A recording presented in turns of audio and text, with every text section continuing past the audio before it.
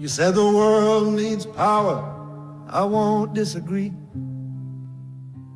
There's heat in the ground and the wind runs free. You call nuclear the future, but it won't power itself. Hello, everybody. Nuclear relies on coal more than coal needs itself.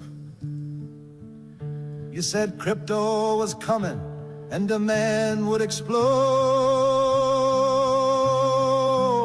that AI would load what the grid couldn't hold. But SMR stayed delayed. How you doing? How you doing? How you doing on this terrible while the promise apocalypse eve? You said it's the hour, but the plan's still the same. It's called the enrichment, from the Cold War days. There's no place for the waste, and yuccas came in a little bit loud. My apologies. It's a really good song. You should go listen to it. You'll find it at the same link as I put in a little hour ago or something in the comments section of the live stream. Just discombobulated here. We got quite a strange, extraordinary event happening.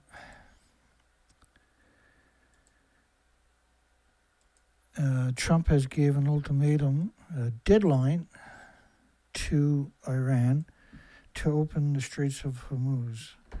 48 hours. And so that'll come to fruition in 20 hours from now. No matter where you're to, it'll be 20 hours from now. So if you use that as your time frame, you'll know when the gig is up. I got Iran's reply from a well-known spokesperson. We're going to play that in a little bit. Trump threatens to hit Iran's power plants for 93 million people. That's collective punishment. It's actually a crime. It's a war crime. It's a well-known war crime to attack the infrastructure. And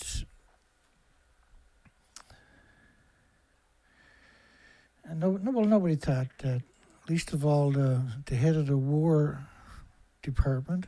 Or more fake news. He didn't believe it. CNN reports that the Trump administration underestimated the Iran war's impact on the Strait of Hormuz.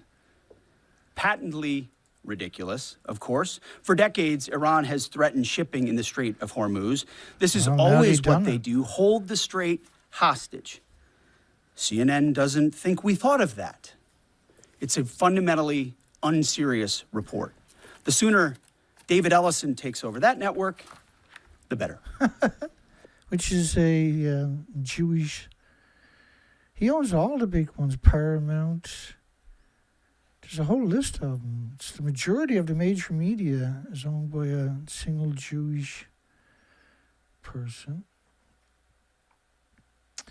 What is it? Israelis, the Orthodox Jews will say all the Goyams. You can't really argue that the Goyim are going to be annihilated. That's not really an option for all the Nevuahs, all the prophecies. And this is what it sounds like to me.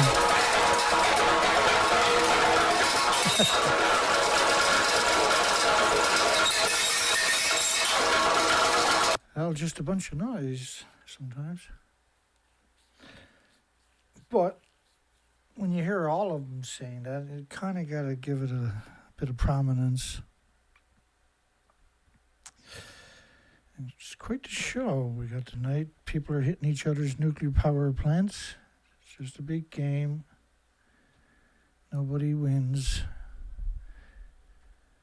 There's around 200 people injured, apparently, all working for the nuclear industry that Israel denies the weapons production site. The A-10 Warthog is over there shooting up everything. In 2019, almost the end of 2019, they were trying to, they put out a tender to get rid of 35.7 million dirty bombs. That's what the A-10 Warthog shoots, dirty bombs. That's why a lot of politicians, senators, I should say, we're trying to get rid of it, retire it, because they're dirty bombs, right?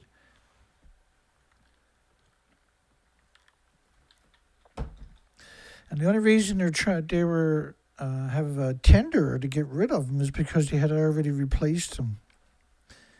And they need a war to use them, right? They need a war.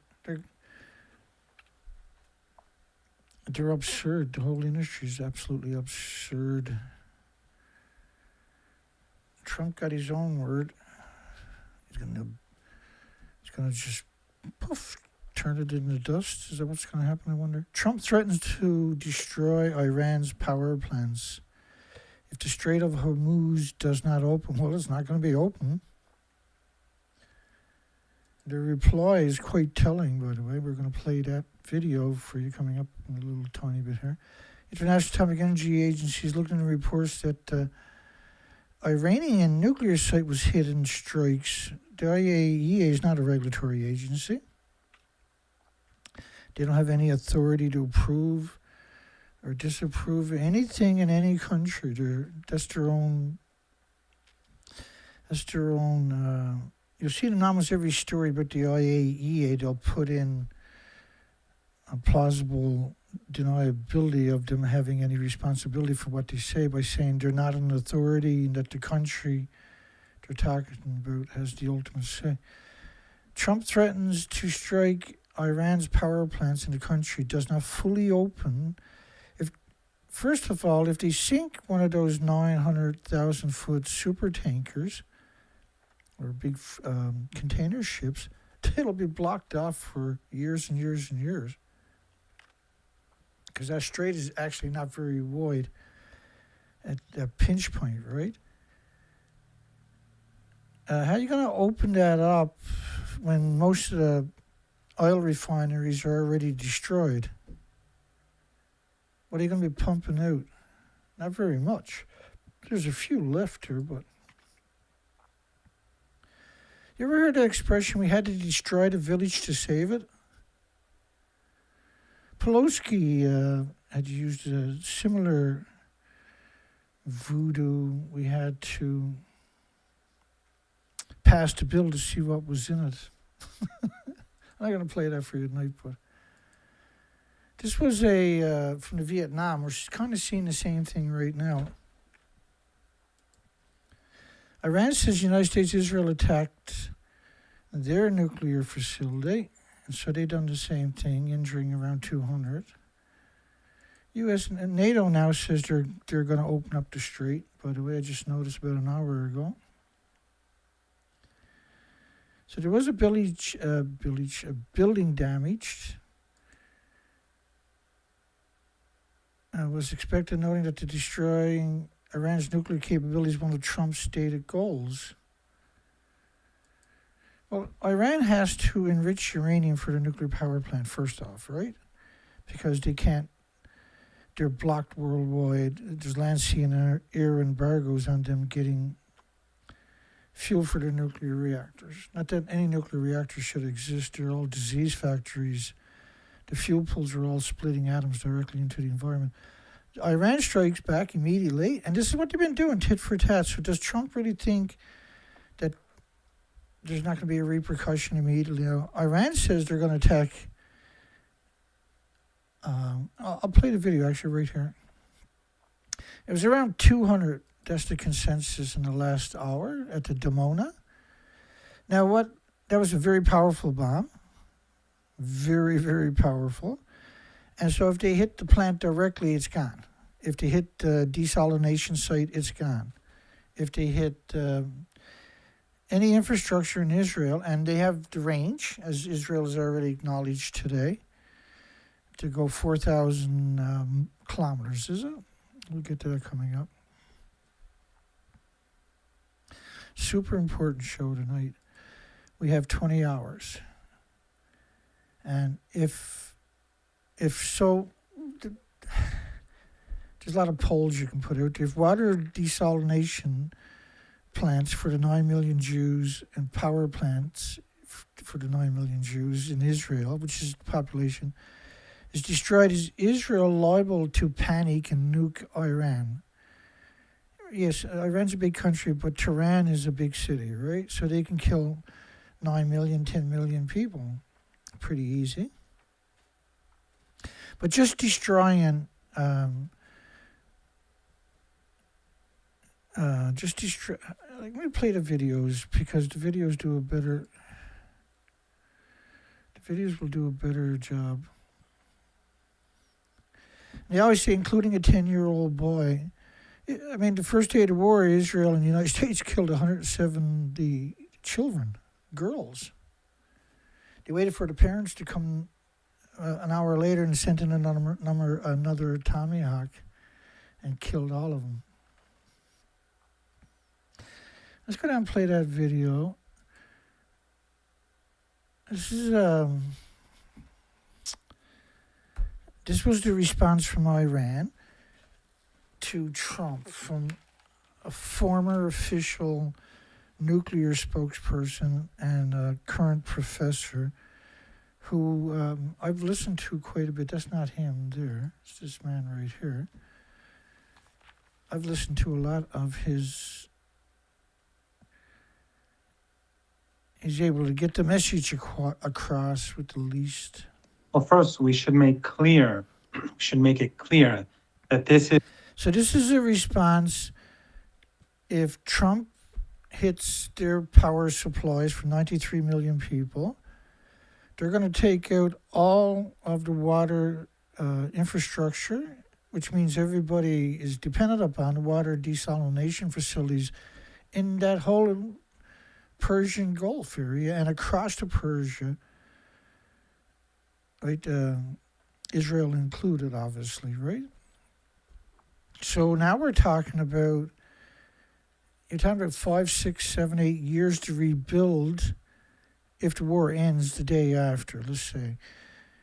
Which, again, using the war doesn't seem right because you have, one country has endless fighter jets and aircraft carriers, etc., etc. They got NATO, which is 30 militaries coming into a system.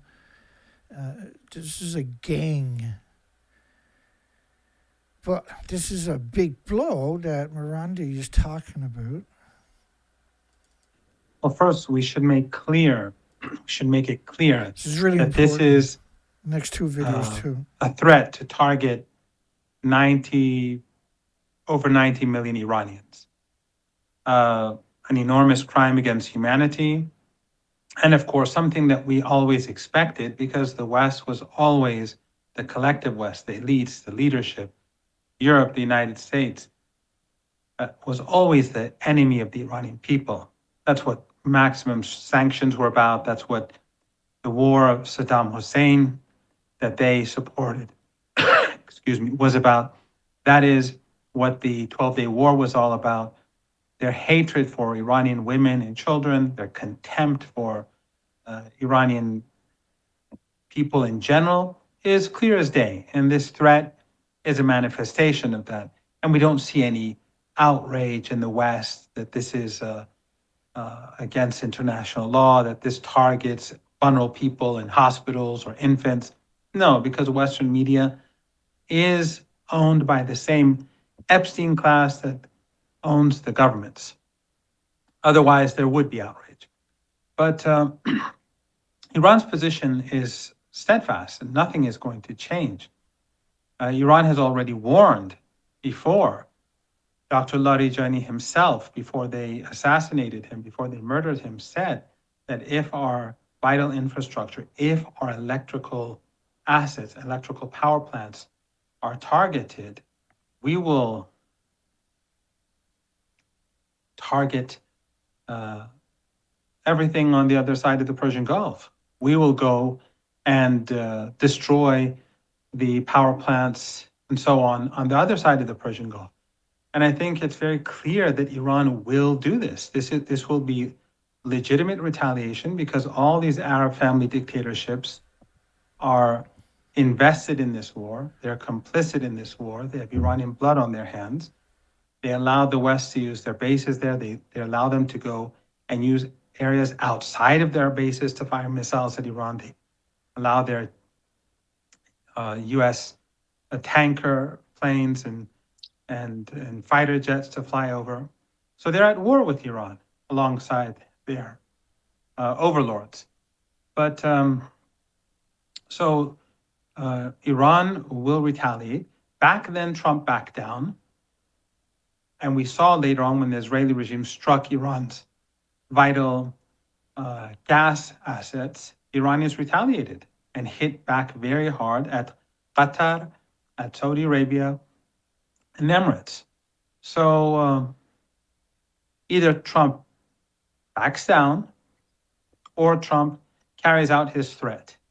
If he carries out his threat, then I think we will strike very hard at these Arab family dictatorships, and that will be the end of. It will be all downhill from then. And these are people, families that have become unimaginably wealthy because of oil. And these are not good people we're talking about. And the way they treat their slaves, they don't do anything themselves. They always bring in people from impoverished countries to take their passports away on top of that. And so I wouldn't mind seeing all of them, because if they got no water, you imagine no water in Israel, 9 million people, for instance. You can't get a shower anymore. You can't do laundry anymore. There's a whole lot of, can't wash dishes. You can't cook food properly. What are they going to bring in tankers of water? And most likely they're going to get destroyed. It's not something you can replace very easy. It'll take many years to replace it. So we will see inflation worldwide. I'll play the video. You will see inflation in 1 week at $200 to $300 a barrel, which is going to triple at least your current prices of fuel.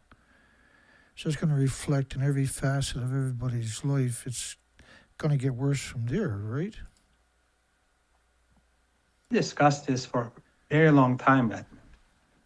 And I've been saying this for years, that if Iran is targeted, Iran will react in this way. And Iran is doing exactly as I've been saying over the years.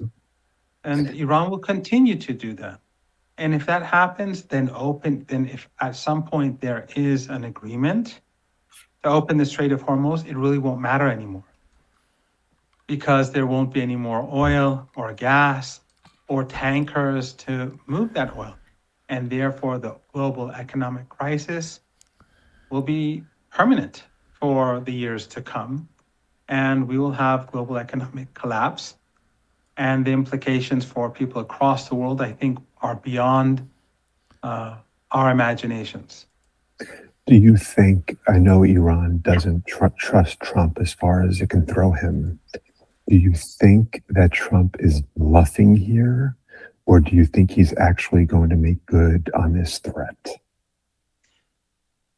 Edmund, between the two wars, people often ask me, will there be war? And I could never say for certain that there would be war, even though it seemed like there would be war, because Trump was moving all these assets into the region. Just bringing them to the region costs many billions of dollars. But no one knew what he would do for certain, but they plan for the worst.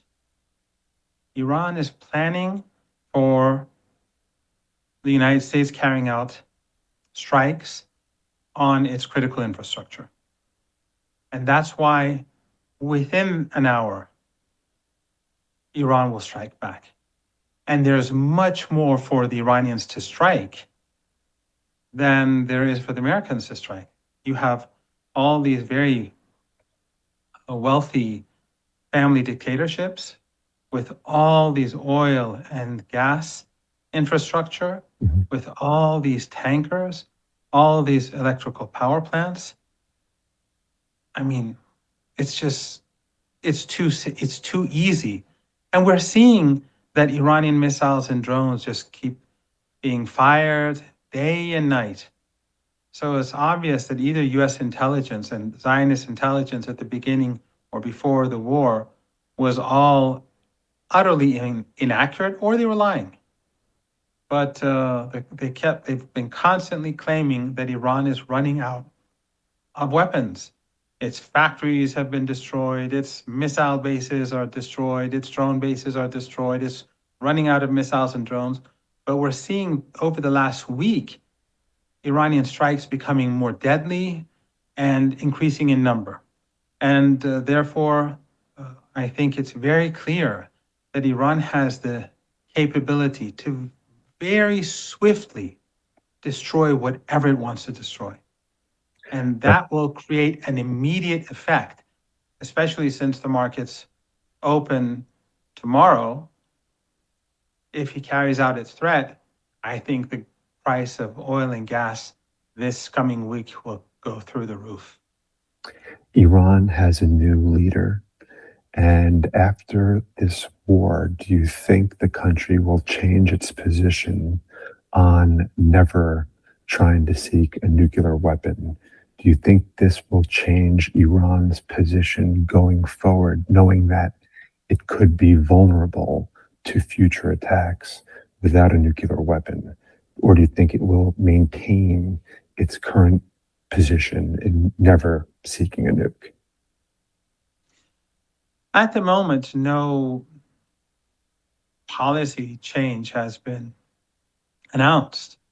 I think after this war, the US empire will collapse. And I think that the Trump regime will fall in one form or another. So I don't think there will ever again be a threat like the threat that we are facing today in future years. I think that is over. But who knows the future? Again, we don't know what's going to happen tomorrow. Trump is not sane. He's not stable. And the people around him are not, they're Israeli firsters. They don't care about U.S. interests. And the Israeli regime doesn't care about anyone's interests, whether it's Brazil or India or China or South Africa. They don't care about anyone. They see everyone as inferior, as Amalek. So it's, looking that far away is very difficult. I think in general, Iran's policy will be that of continuity. But we have to see what sort of events shape the future. It's incredible. Do you think that I know this is in the optimistic view? Is there ever a chance for the U.S. to negotiate an end to the war with Iran, or has that ship sailed and we're in total war? Is there still a chance that the U.S. and Iran can come together and come up with some terms that are agreeable to both sides and end this conflict once and for all, or no? Iranian demands will have to be met. And that would mean that there will have to be changes on the ground. There cannot be a threat to Iran anymore from this region, from the Persian Gulf. And Iran will make sure that that is enforced. Iran will no longer allow its neighboring countries to be used as platforms to strike the country. Iran's nuclear rights, its rights to be a sovereign state, will have to be respected. Iran's allies across the region will have to be safe, and Iran will demand full compensation. And it will make sure that compensation is given to it by these dictatorships in the Persian Gulf that have so much blood on their hands. Professor Mohammad Marandi, I promised I wouldn't keep you too long. Thank you so much for joining the Trends Journal.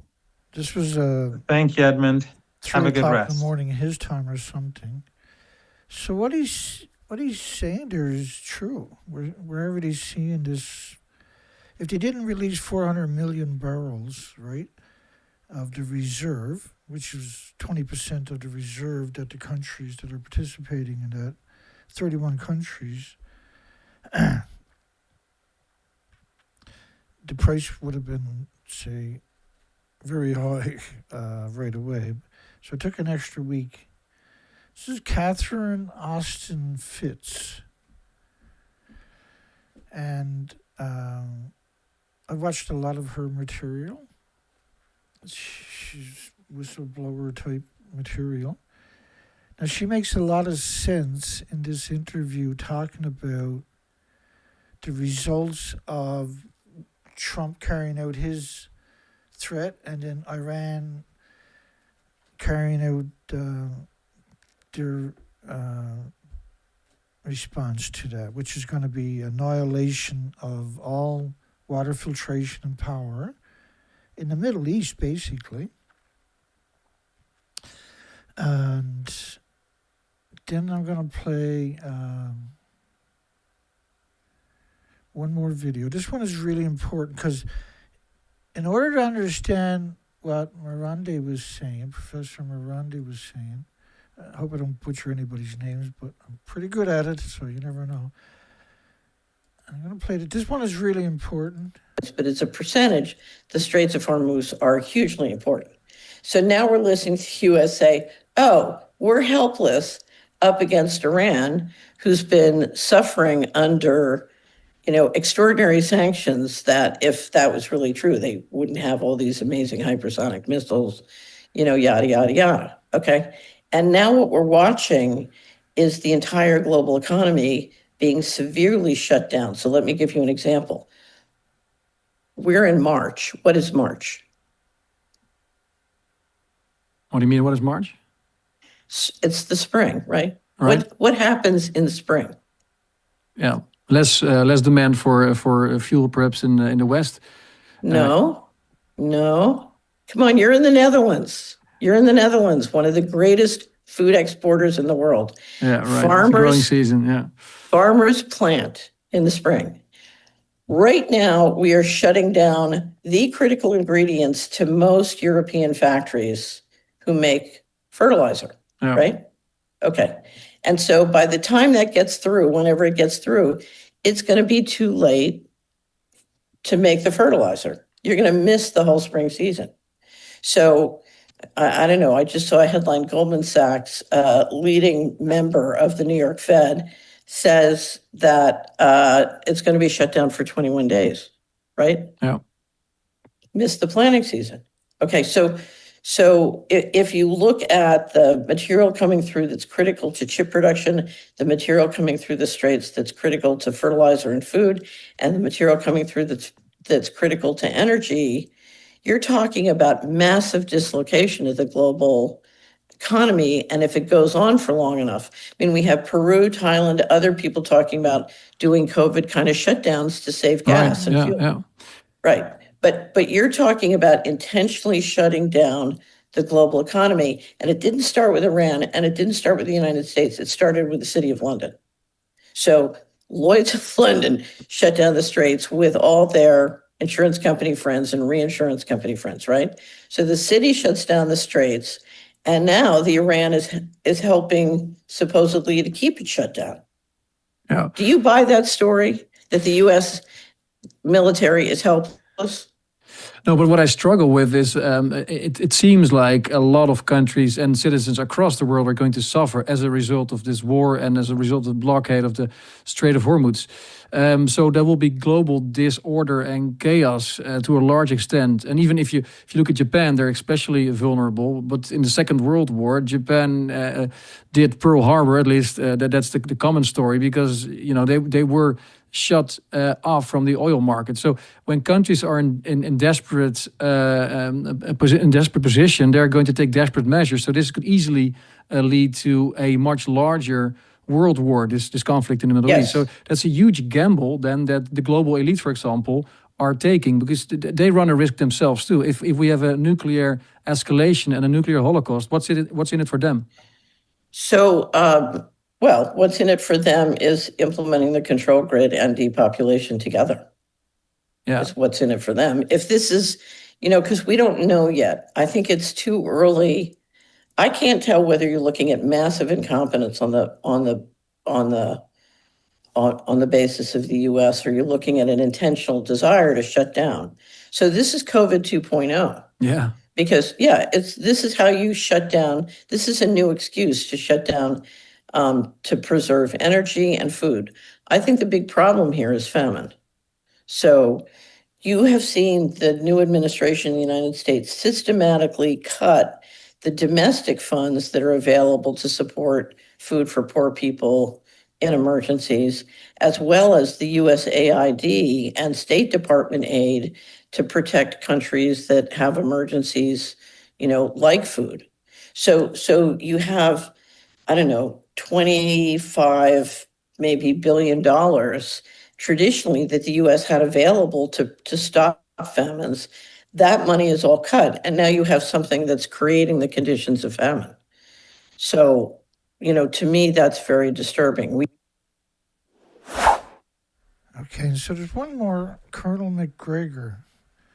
So you had Professor Morandi replying for, not officially, but the consensus, I guess, in the people that he know in the government of what's going to happen is water, desalination facilities, infrastructure, oil refineries will all be gone. It'll be 5, 10, 15 years before they come back online. And right now, I got a tendency to believe Iran, because Iran has done everything it says it's going to do and so much more. And you notice each wave of bombs and drones are getting bigger and doing more damage. So Colonel McGregor, and now he done this video, I believe, a week and a half ago. I watched the original one. And First of all, if you need medication of any kind, you better go out and buy all the medicines you can get, because in a few months they won't be available, because the petroleum industry has a big role to play in the production of pharmaceuticals. So that's my first piece of advice. And secondly, start thinking in terms of storing food and any other items that you think you may need, because as this war continues, and it's going to continue, the impact that I talked about earlier is going to be felt here. You had it. But in the meantime, I think you just need to prepare for the worst here.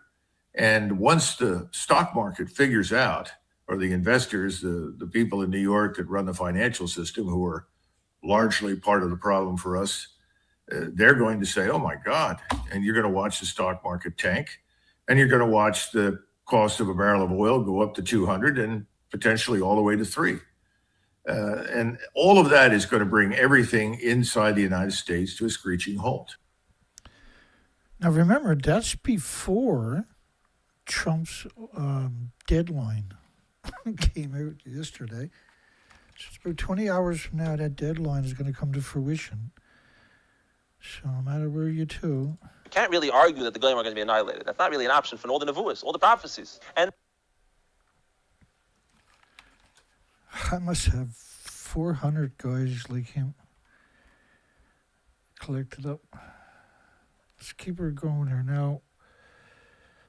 This is real, what we're talking about. This is about to go down.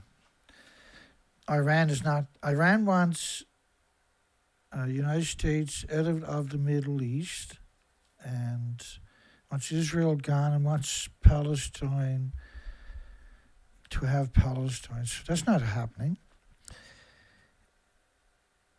Trump wants Iran, after,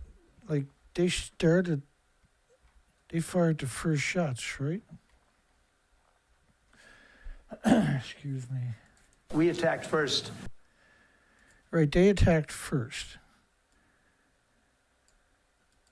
But Iran seems to have suffered significant damage, 20,000 buildings, homes or something. I'm not sure what the official, we got it coming up here, some of the official numbers. I will tell you, you're not going to have a war with me, and you're not going to have a third world war with me. That I can tell you. That didn't age very well. صور جوية للدمار الذي حصل صور جوية south of للدمار Tel Aviv. الذي حصل في بات يام جراء القصف الإيراني. So Iran's missiles, I mean, that's a apartment building up there. That's real damage, right? That's significant damage. I know yesterday, before Trump put out his deadline, which just leaves me shaking my head, he was saying he was going to pull out, and then the Gulf states are saying it's not their war. They only acted defensively. There's a growing fear of war is entering a new war. You're talking about 53 Muslim countries over there. Iran, for many first couple of weeks, have been by themselves. American Israel has an endless checkbook, a blank checkbook, and equipment that you can't even comprehend. I'm sure. I wonder why they didn't roll out the technology from 911 for this, but maybe they will later. I'm sure it's matured since then. And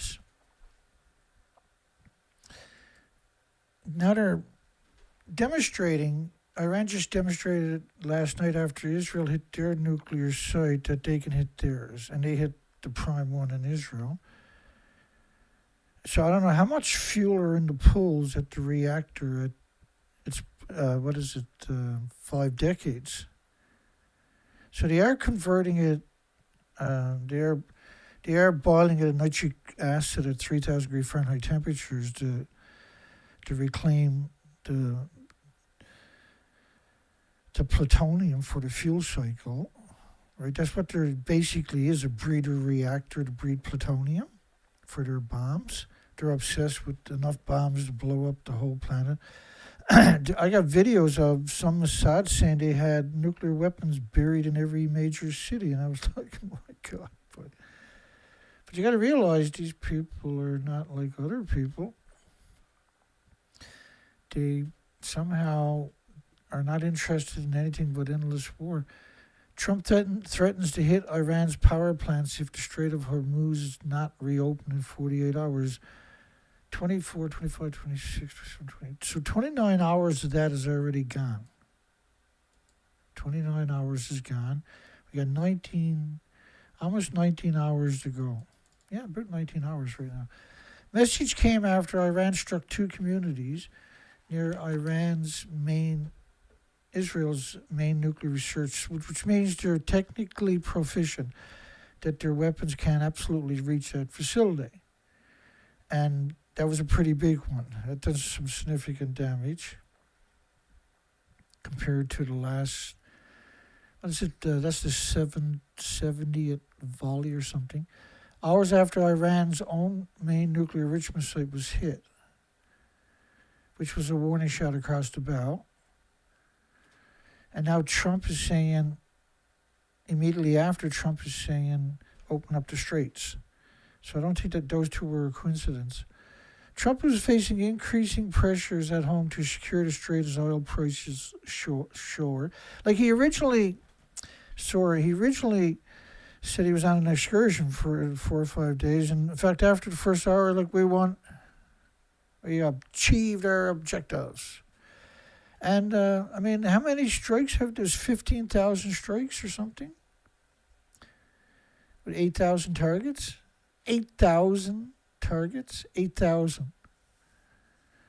Mostly impoverished people of the country that is being affected. Iran has 1,000 miles or something of underground tunnels, deep, deep, deep, beyond conventional bunker buster capabilities, apparently. And that stands true all the way up to now, 3 weeks, almost 3 weeks, is it? Well, it's more than 3 weeks. It's 23 days, right? Yeah. Trump's not under no pressure. He don't give a shit about the Americans. My goodness, that's absurd to suggest. Trump said he's given Iran food that administration doesn't for sure, right? Neither did the last one or one before the one before that. Why would he? To open the vital waterways, or the U.S. would destroy the various power plants in the country, starting with the biggest one first. Na. But this is serious stuff because we're talking about massive inflation in 1 week's time. Because the market's not going to wait and see if oil shows up. They know the oil's not going to show up, right? So everybody's going to gouge this living shit out of it. COVID 2.0. They're going to have to lock you down in your homes so they can have oil, so you can have power to watch the mainstream news, tell you more lies. It's the perfect scenario. Now remember, our technology now has leaped many times in just a single year. And so robots can replace most of us, for sure, right? The planet is in dire straits from 80 years of emissions from the nuclear industry. We've broken the food chain now. And the planet, Japan's Fukushima 15 years ago was a pulse event. That's around 36 reactor cores. These were huge reactor cores, pure uranium, pure plutonium. Each of them equal to about 100 Chernobyls. Chernobyl was a small reactor, it was a new reactor, it was a graphite reactor. It didn't have decades of reactor cores at the top of the buildings. Fukushima, the prevailing winds covered North America immediately, and by immediately I mean 7 days. Within 20 days, the entire planet, north and southern hemispheres, were saturated, and it never stopped coming out. These were huge reactors, and radioactive fallout, of course, is 2 billion times more toxic than industrial poison. So in the meadows and the forests and the ecosystem of biota, it sterilizes all the species fairly quickly, so they stop reproducing. And particularly the keystone species, which are very important to the cycle, the food chain cycle, on land, for instance, and there's the phytoplankton in the ocean, which lived at the surface, so they were destroyed right away. And then the bioaccumulation from that. So let me finish this. I'll show you what that means. It was the first time Iranian missiles penetrated Israel's air defense systems in the area around the nuclear site. Oh, no, it's the first time they shot at that site. The war is not close to ending. The war is not close to ending, said Israel's army chief, Zamir, is not close to ending. That's show you these pictures of a kindergarten, right, hit by dirty Iranian missiles. But I mean, they don't bother having that linked there in the same story, will they? They target those children, right? They killed them. They wanted to shock the country. That's what that targeting was all about, the shock and awe of the country.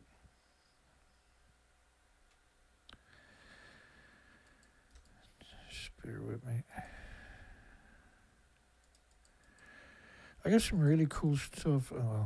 There's no such thing as a cool stuff in today's topics. But I got some really good information that will contribute to the conversation, I hope. This is over the last year. This is all different species of whales. They have all starved to death because the food chain is broken. So when you see every species of whales showing up, and this is severe, this is last stage starvation. If they died at sea, they would have sank. They have no muscles, no body fat. They have no blubber. It's just their organs, their bones, and their skin. And their skin is mostly has been consumed, right? Because they have nothing else to source energy from. And so they went till and the same thing we're seeing with the migratory seabirds, they fly until they drop into severe starvation, emaciation. So when you see in all these different species, and all over the world, in late stage starvation, right? They came ashore because they were dying. That was the end of the line. They couldn't keep moving to keep their blowhole out of the water. So that blue whale up there, for instance, should weigh as much as 10 transport trucks, fully loaded, 400,000 pounds. It's 100 feet long, but I got another blue whale here recent too. There's another one. That's a 100-foot animal that maybe weighs 30,000 pounds. That's the rib cage sticking out of this sperm whale. That's a fin whale. That you should never see the rib cages. You should never see the spinal column. And it took many years. So no one understood this could happen because we've never seen this pre-Fukushima emaciated whales that have starved to death. And there's so many of them, I can't keep up with it. Last month I done 8 videos, 2-hour presentations on just severe emaciated animals. The food chain is broken. So we need a severe long-term crisis, because if the world wakes up to this, it's not very hard to draw the link that of the manipulation going on here right now.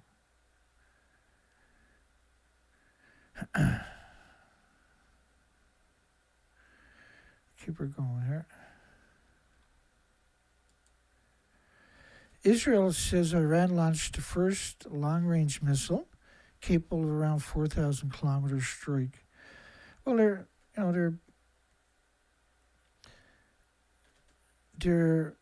they are aligned with Russia and China. So so we can theoretically consider this a proxy war on both sides, right? So on Iran's side, you would be looking at China and Russia, and now North Korea allegedly has stepped into the plate. And so everything is lined up for a very, very, very terrible time for everybody else, because politicians have an agenda that doesn't include us. Israel says Iran has missiles that can reach Berlin, Paris, or London. And so I think they were hoping that with this kind of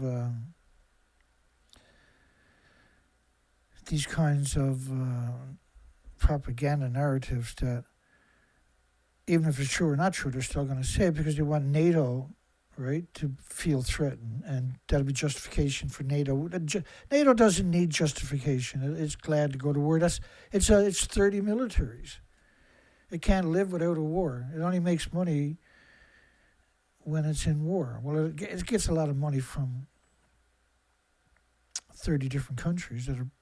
NATO was created as a response to the Soviet Union, right? So when the Soviet Union dissolved, which was despicable, by the way, because you dissolved the patents and the pensions of that country also. So the victims are very real, and the people that never had nothing to do with the politicians have suffered for the rest of their life because of those decisions. Iran has missiles that can reach major European capitals like Berlin, Paris, or London. Israeli army. There's someone you want to trust. Israeli army. On social media X. So they put up whatever they want, and the media is going to run out and regurgitate it without fact-checking it. That's pretty convenient. If you're a propaganda-inclined scumbag. Illegal Israeli settlers are attacking the Palestinian homes in the West Bank nonstop anyway. But there was a story came out 2 hours ago or something of an Israeli soldier in the West Bank tortured a 18-month-old child to get their father to confess to something that, as far as we can see, clearly he wasn't involved in. And they actually burned the child with cigarettes and stuck nails through his leg to get their father to confess. So many stories, like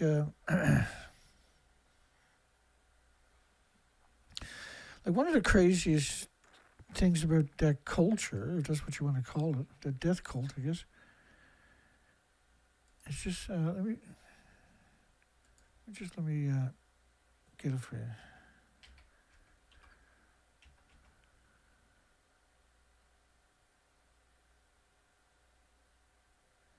La la la la la la la. Okay, let me try it right here. We'll get her this time. This was this story has never left me. I always think about this story. Here it is. There's a whole bunch of reasons I think about this story. I killed 13 Palestinian kids today. So he's not trying to get into a shootout with Hamas, for instance, right? Or any kind of resistance. Now he done this up on his Twitter account and also on his Facebook. He got his name there.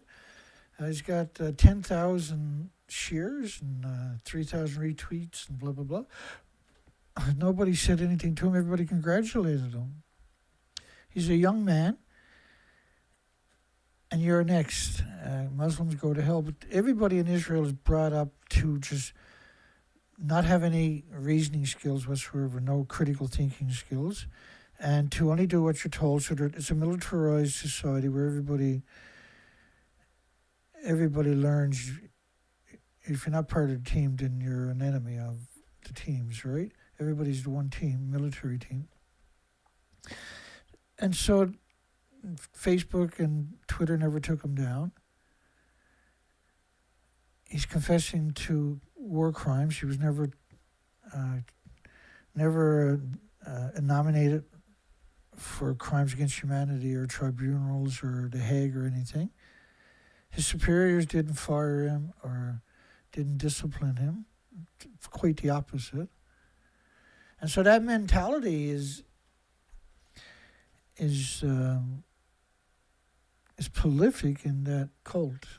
It's a cult, right? That's the only way you can describe it, because they won't be rational. So therefore, that's one of the criteria of a dangerous cult. Arson, gunfire, stone throwing, this is normal every single day for 60 years. They just go into the West Banks, and they make it impossible, but and done the same thing for Jerusalem, right? They ethnically cleansed Jerusalem because that's part of their ideology with the Torah and the Talmud, that the world will turn against Israel. God will come down and destroy the world in a ball of fire or whatever, and then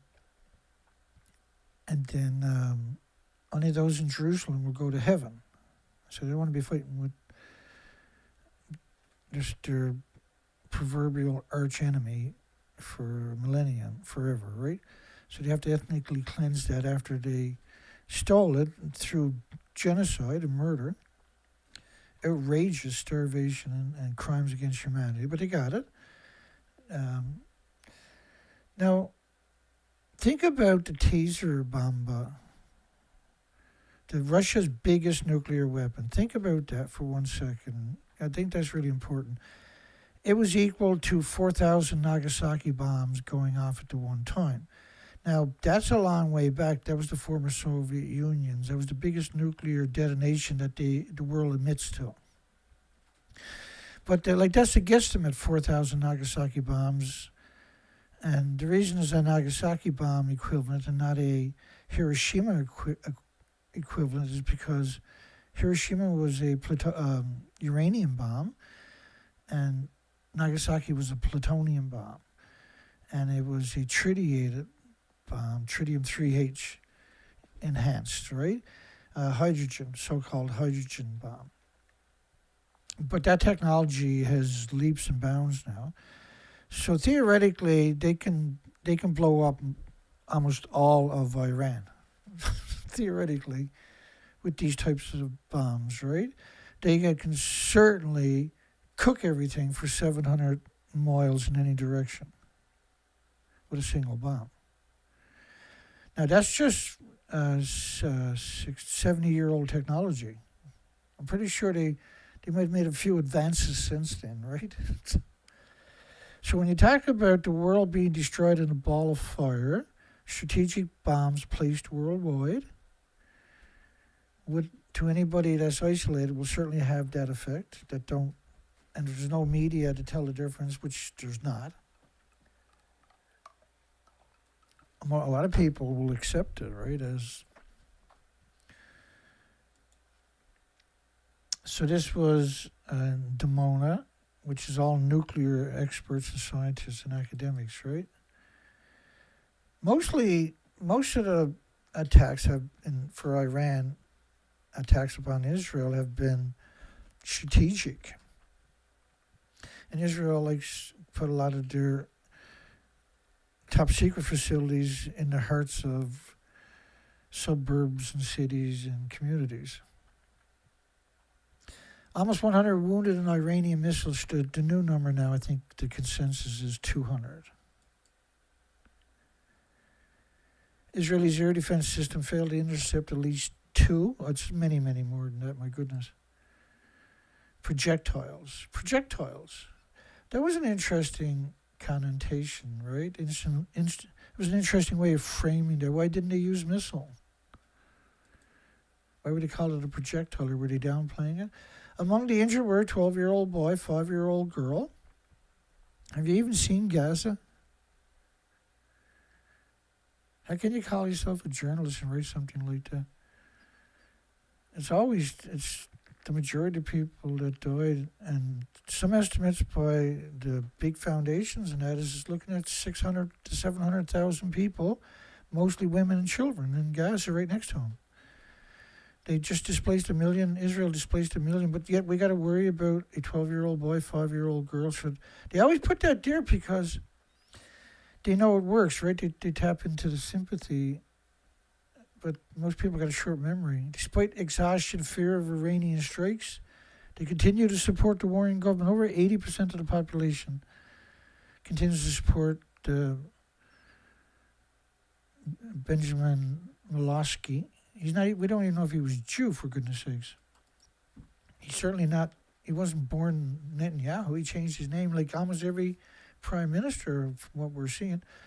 Protected by thick concrete walls, and Gaza never had none of that, and armored doors, and Gaza certainly didn't have any of them, in the heart of the affluent suburbs of Tel Aviv. There wasn't a single affluent place in Palestine, for instance, for the last 40, 50 years. Because Israel destroyed everything with beauty. Protected by thick concrete walls and armored doors in the heart of the... I hope that Iran takes out Israelis' water filtration facilities. Fuck Israel. Go fuck yourselves. I hope they take out all your oil, all your gas, all your infrastructure. Fuck you, you piece of shit. You've been nothing but a nightmare for everybody on the planet since you came along. And there's no end in sight. If you got 9 million idiots in Israel, because that's what they are, none of them are genetically, their heritage is not there. They can't trace their heritage all the way back. They say they're a Jew, so therefore that's their land, right? Because it's in the Torah and the Talmud. It's in a book. It was written 3,000 years ago by some pretty bizarre people. Protected by the thick concrete walls and armored doors in the heart of the suburb of Tel Aviv, which might not exist in a couple of days. Because I can guarantee you right now that Iran has nuclear weapons. I'll guarantee it. That's not a hard technology to master when you consider what they've accomplished. They've been under siege, land, sea, and air embargoes for over 40 years. If you had a nuclear... And that's the only reason they're attacking them is because they don't have nuclear. Right? Not going to, they're not going to attack somebody who's able to... That's why, what was it they said to Ukraine? Give us their nuclear weapons, we'll protect you. Oh, too bad. Now we chase you around with a drone and blow you up.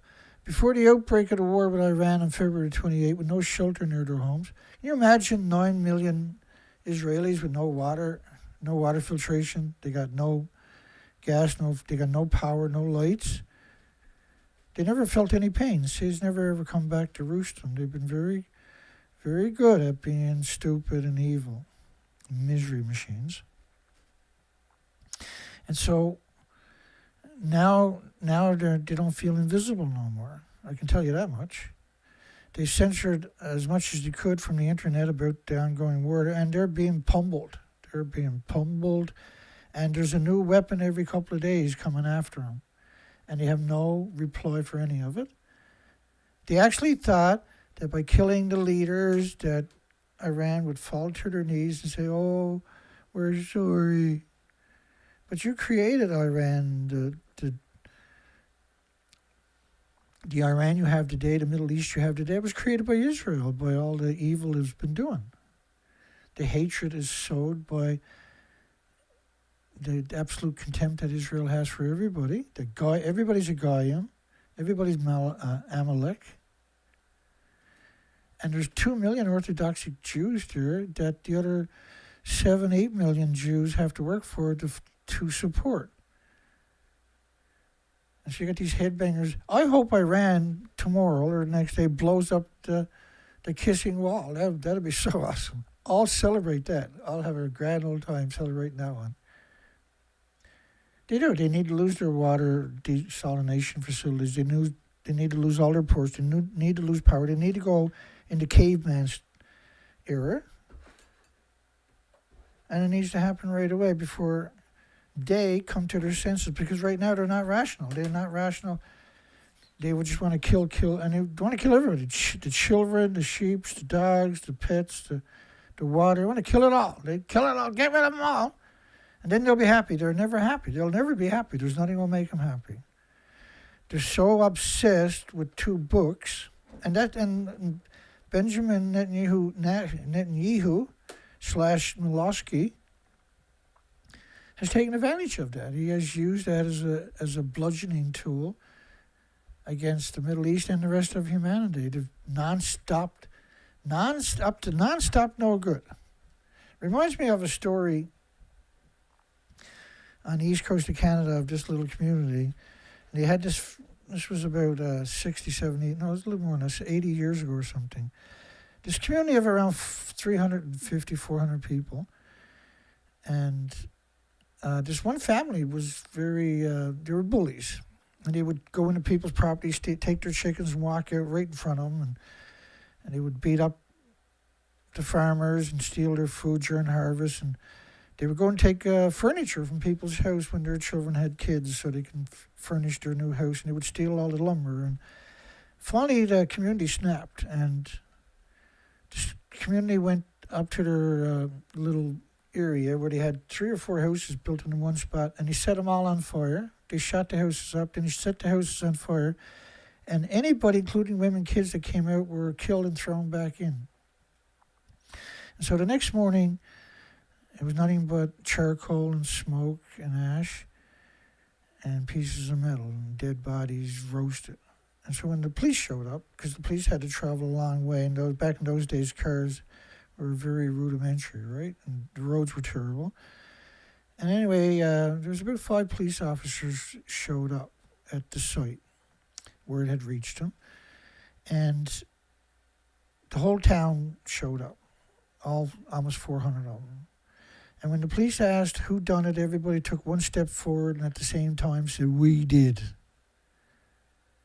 And the police looked at that and said, "Well, good job." Went on back because they weren't going to touch that dragon, right? And that's what we're seeing with Israel right now. In Israel, prophecy is the world will turn against Israel. So nobody minds seeing Israel get the shit kicked out of it. But on the other side, it's going to fulfill their prophecy, and I don't want to know what's on the other edge of that prophecy. According to them, the Talmud of Torah is the destruction of the planet. So we're at a very slippery crossroads. We have an extinction event, which I showed you a little bit about, but you can find all kinds about it in my playlist. And if you go to my my live stream page section on YouTube, scroll down, you'll see 9 videos counting the insect video. If you watch the insect video and a couple of those whales starvation videos, this is recent news, you'll appreciate there's another side of this planet that you're probably not aware of and that you should be. You should be ashamed for not knowing. Just kidding. The media has done a good job of hiding this, but the stories have trickled out. We aggregate them regularly. And in my playlist, you'll see a species die-off playlist. There's 60 videos of that. What we're looking at is an extinction event. So we knew something like this was going to happen. And now we're talking about locking people up in homes. We're talking about robots will be patrolling the streets in just a couple of years. They don't need to have, and so they're going for it. Right, this was interesting how this happened with the Epstein. The week before this event, this attack upon a sovereign country, Iran. There was a whole lot of Epstein, Bill Gates, Bill Clinton, Hillary Clinton, Trump. There was a whole lot of very influential politicians, musicians, and superstars, and everybody else were going to be roasted. The information was over 1 million pieces of paper. Over 1 million pieces. How do you get, and nobody was arrested. Over 1 million pages of crimes naming the crimes, naming the perps, and nobody got arrested. And now nobody will because there's a big war and everybody's too busy looking over there, but we have an extinction event going on. So here's one of the Israelis. The media will do this all the time. They'll find, and that's probably fake pictures, right? That's probably AI. We have to keep going until the end, which is what, the end of the planet? Until the fall of the Iranian regime. Even if the price to pay is high, we have to finish the job. Says the people in the Israeli bomb shelters. They have got her laptop resting on a camping table. She's a tech worker. They're probably in my comment section spamming me as we speak. Who knows? What we are experiencing is painful, but it's nothing compared to what the Ukrainians have endured. How dare you mention the Ukrainians when you have the Palestinians next door to you? What the Palestinians endured was way worse what the Ukrainian endured, you piece of shit. You sadistic little monster. You twisted little creature. A man in Australia has been arrested because someone at the beach didn't like his tattoo. So listen to this. This is from The Noticer. Aussie dad faces a year in jail after being hunted down by police over an alleged SS tattoo. An Australian father faces a year in jail after being reported to police by a Newcastle beachgoer who took offence to an alleged Nazi tattoo on his lower leg. The 36-year-old... So he was somewhere else for Christmas vacation. Someone took a picture of SS. Now, that could be his daughter's name, initials, who knows, right? There was, this one is, he attacks himself and then blames it on the people.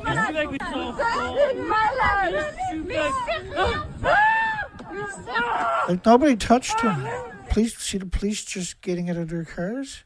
He's pretending he was attacked to break up the protest. Here's another an 18-year-old woman is one of the 2 people arrested. Her shirt had one of the banned slogans. From the river to the sea, was it? And so they had attack on the beach, and then that's it. All of Australians are not allowed to criticize a country. Here's another one where these are recent videos. Like, look, see that? That's an Israeli. Don't hit me with your flag. Like, he slammed his head into a flag, into a blanket that's hanging. And now he's like, you hurt me. Now he sees him with the video cameras. Hit me with that flag again and see what happens. Hit me with that flag again. But this is a mental illness, right? That's what we're looking at. There's a lot of these stories where Israelis will paint swastikas, and then the media will give them all kinds of attention, and people will donate all kinds of money to them, and their when the business attack will was thrive. reported last week, it seemed believable. They were going out of business when they done Cafe this. physically attacked her family's business, trashed and painted She did. anti-Semitic graffiti. It And then shocked the blamed it community and on led to an outpouring of support. Exactly the way anti-Semitics, you'd right? expect.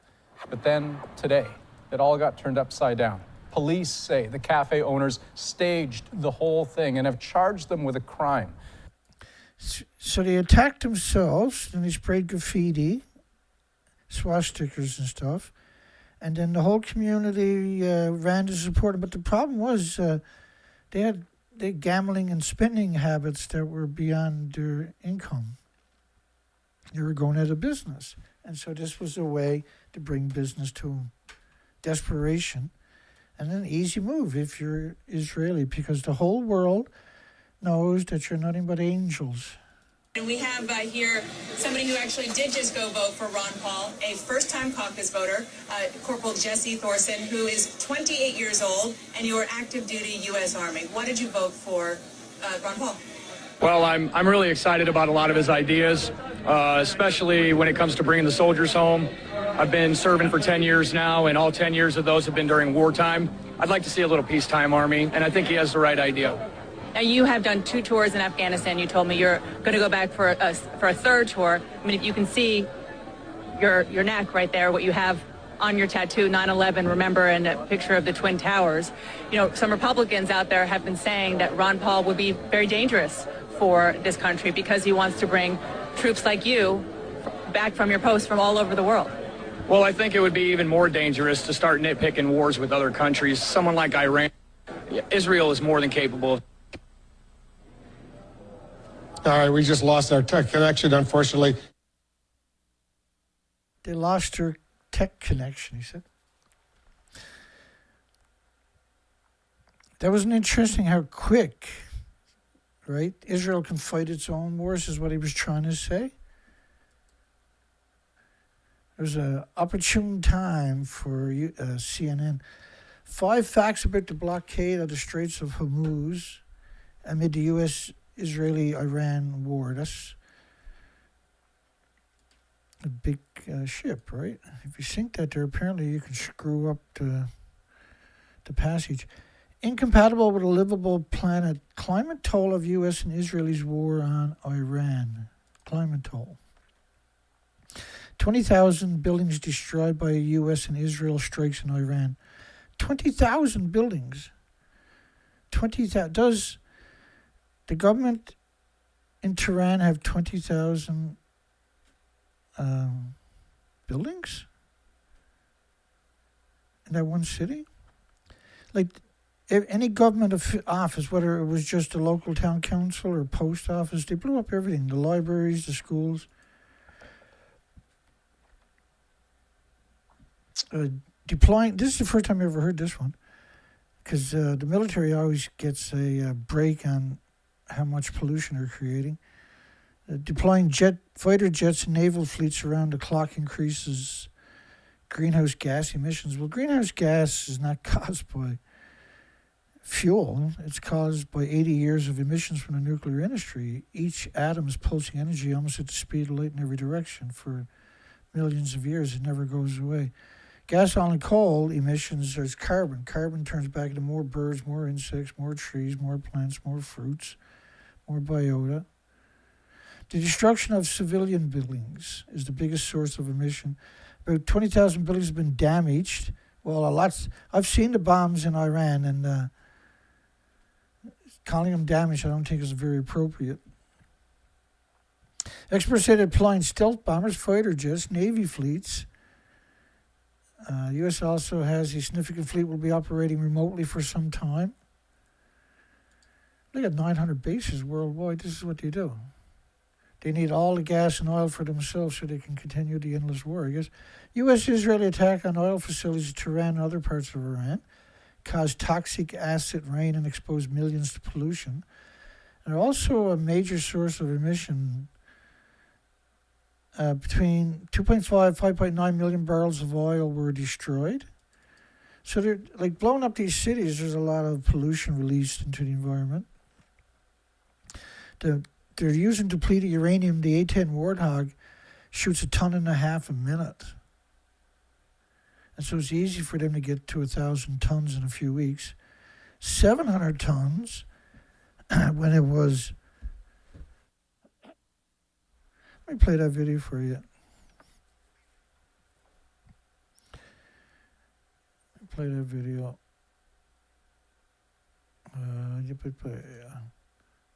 Let's just bring it up here. We're on the big live stream. I think we got 10 people or something, which is pretty good for me. Nobody watches my videos. Just the best people on the planet are the only people that watch my videos. Unfortunately, there's not many.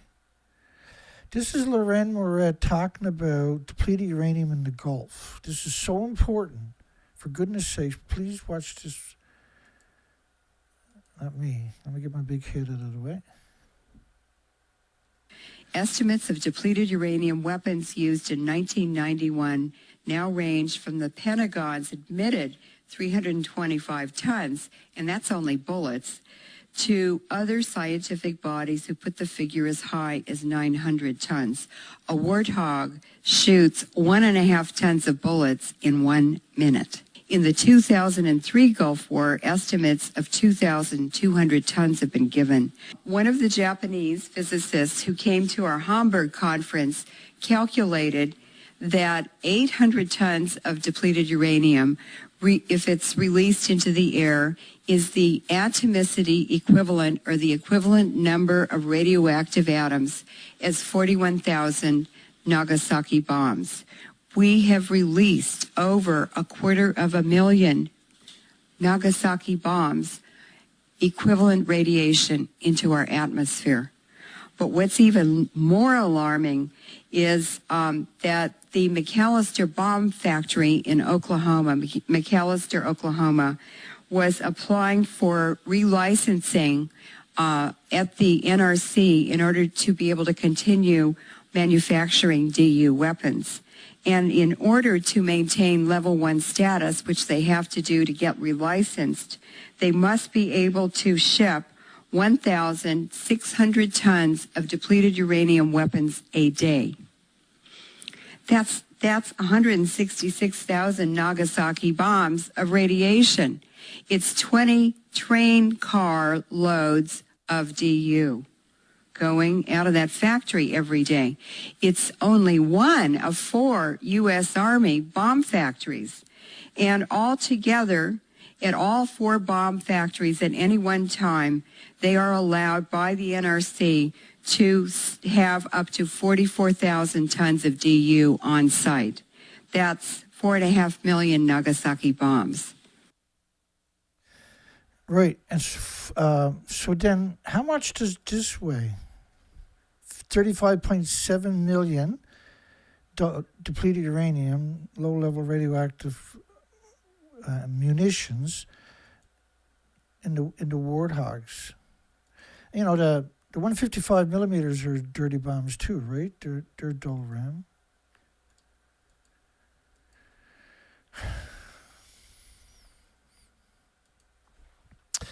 So the A-10 Warthog is over there, and it's busy. It is rocking and rolling 24 hours a day. We'll be watching videos of the fueler planes are filling up the A-10 Warthog, so it's always on target. And they're spraying depleted uranium throughout the farmland and everything else. It's absolutely unconscionable. Every missile strike is another down payment on a hotter, more unstable planet. That's one way of looking at it. The planet is hotter, though, because of radioactive fallout.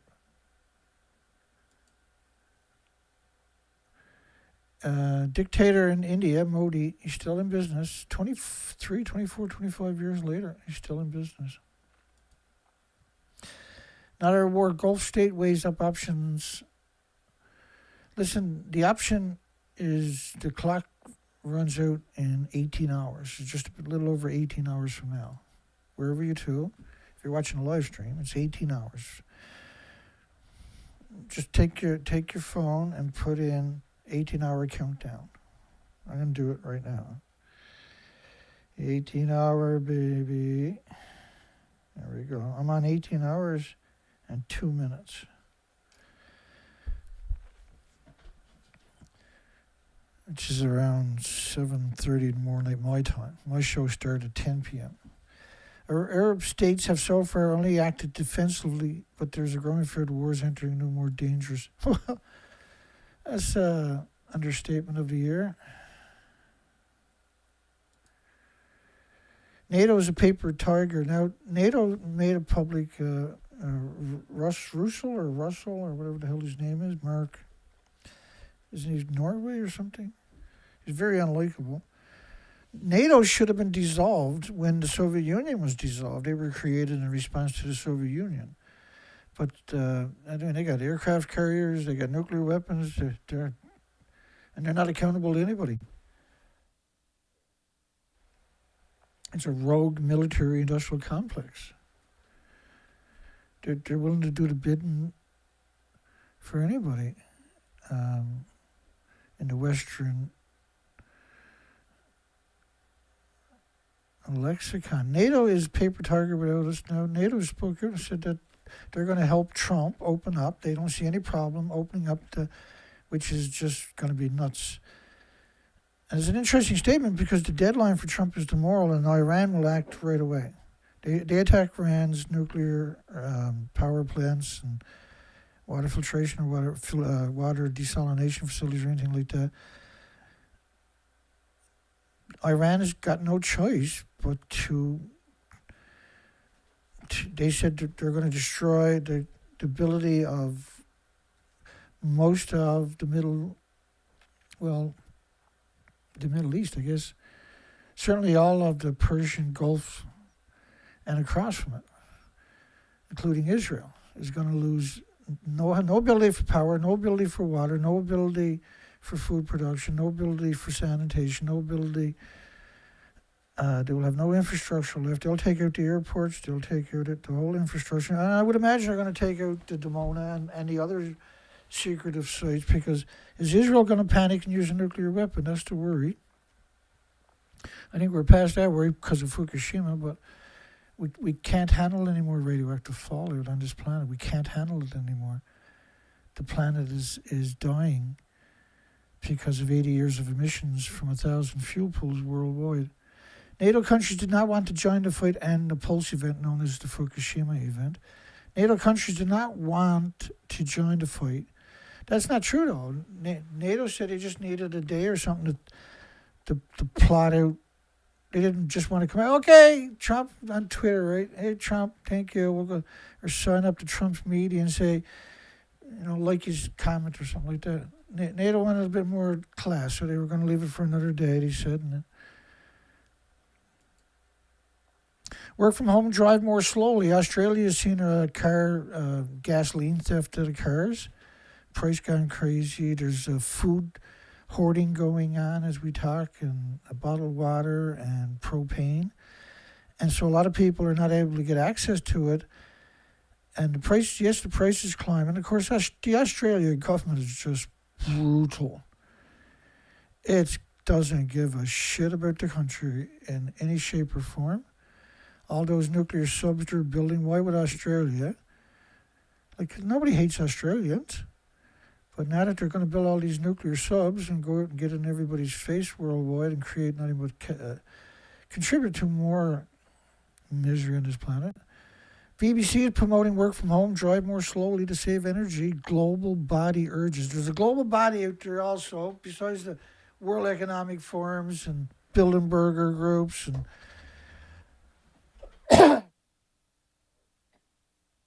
the Bohemian Grove groups and the NATO and everybody else. There's another group out there, the global body, UN, of course, is the military-industrial complex. My apologies.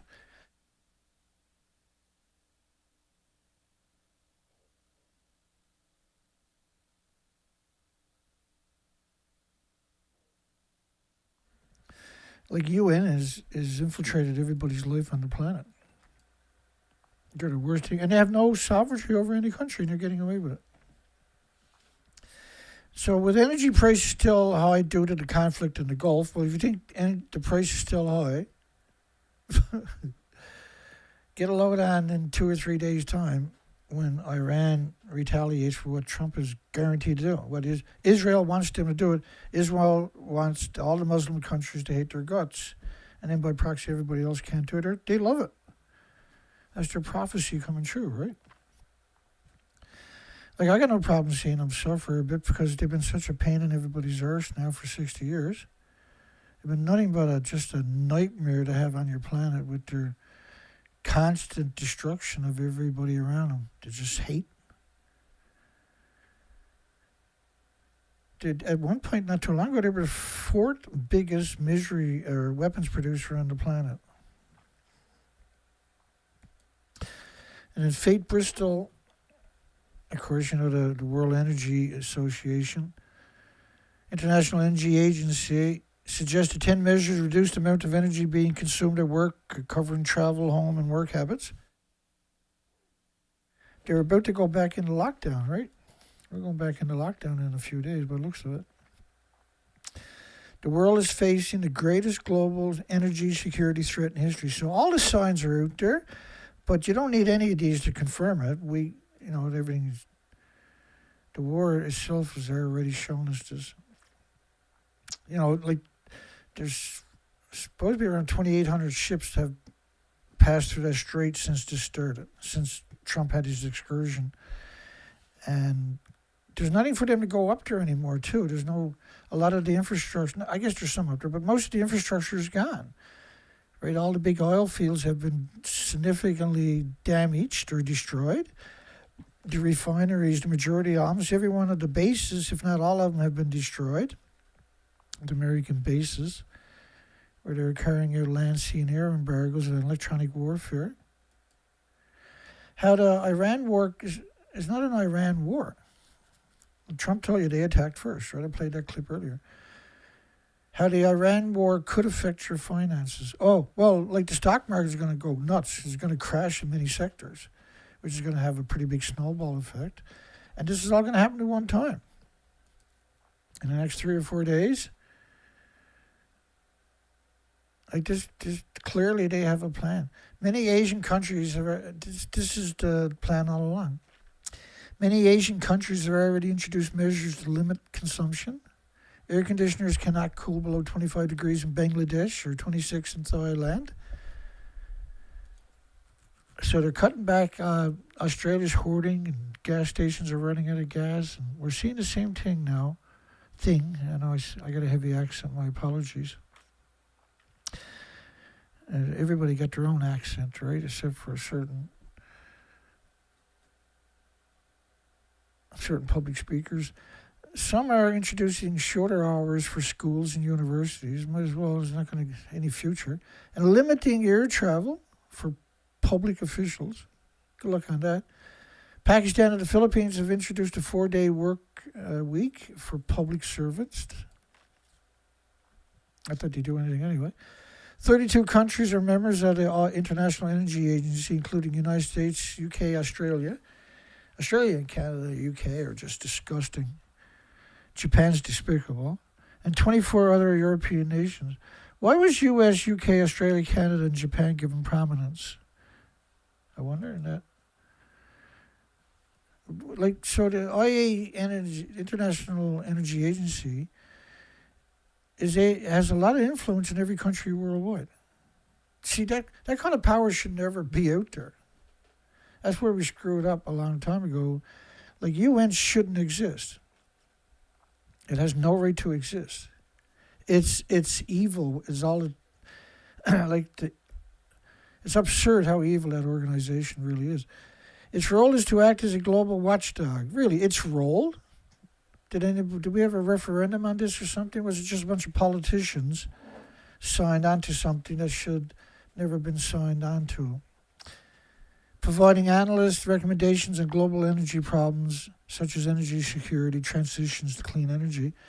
So they're trying to use them as a hub. Fate Bristol, I think, is the current president of it. And we've heard him flip-flopping so many times. He's the very last person. Its role is to act as a global watchdog. IAEA, International Energy Agency. It's French. It's right on the Swiss border up by Chern, I believe. Therefore, which is United Nations. Open portals. That's what the Chern is all about, opening portals to peak or interact with other dimensions. Right, there's officially now 17 dimensions. It's a fascinating thing. Only problem is United Nations owns it, which is, by proxy means it's going to be evil. So it's an intergovernmental organization which that's the same recipe as UN is using to supersede your sovereignty worldwide. The 32 member countries and 13 associations countries of IEA represent 75% of the global energy demand. Yeah, they're UN countries. Since its founding, International Energy Agency has also coordinated use of oil reserves that its members are required to hold. and subsequent decades, the International Atomic Energy Agency role expanded to cover the entire global energy system. So very influential, very powerful, but yet not voted in by any, no country has ever had a referendum and say, do we want to take this organization and use that as our metrics? When any country could develop their own metrics, you don't need a central organization which could be influenced or even seeded with absurdly corrupt or degenerate entities, right? We don't need that. That's where this planet went wrong. We trusted these systems, and then we turned our back on it. They try to control every facet, and successfully, I should say, controlled almost every facet of life on this planet, and able to influence is significant, unwarranted on top of that. In 1974, after the oil crisis, and now it's like NATO got power, you can never get rid of it. The emergency stocks released, announced in 2026, was the largest in the International Energy Agency's history, totaling 400 million barrels, which is 20% of the world's stock. And Bristol was appointed to an unprecedented third 4-year leadership term. So that's like if you're corrupt and you got that's why he's got third 4-year term, which brings him up to 12 years, is because he's controlled, right? Otherwise, they're going to try to put somebody in there that controls it. This was a list of the members, just for anybody that's curious about that, so you can catch it. So their budget is $61 million a year. That's a huge budget. That's a big budget. You need half of that to pay off reporters and politicians, I guess. The rest of the party. There are different numbers. I think the consensus is 500 to 800 people. But you can be sure those people are only there to work temporarily so they can get some street creds to be evil or somewhere else. Work from home and drive more slowly to save energy. Global body urges. International Energy Agency. Other suggestions that you better listen. For government, businesses, and individuals. That covers everybody on the planet, right? I believe the world has not yet understood the depth of the energy security challenges we are facing. It's much bigger than the 19th. Oh, well, I'm trying to warn you tonight. That's what this show is tonight. This presentation is to give you the evidence that you should take what I'm saying serious. This is the one time when wait to see is not a very good option. It's a terrible option. Err on caution and do the right thing now to secure your next couple of years. Start hoarding. Start making sure you take care of yourself for the future, because the system might collapse. And you know how it works, right? There might not be as dire as a scenario that we're talking about, even though it certainly seems this way. But when the hoarding starts, right, then people panic, right? And they start doing irrational stuff. The system becomes overloaded and can't respond anymore. So then anarchy is very real. Which is this is one of the reasons why they were trying so hard for the last 6-7 years to get their hands on the proverbial, the unicorn of reactors, the small modular reactors, the micro reactors.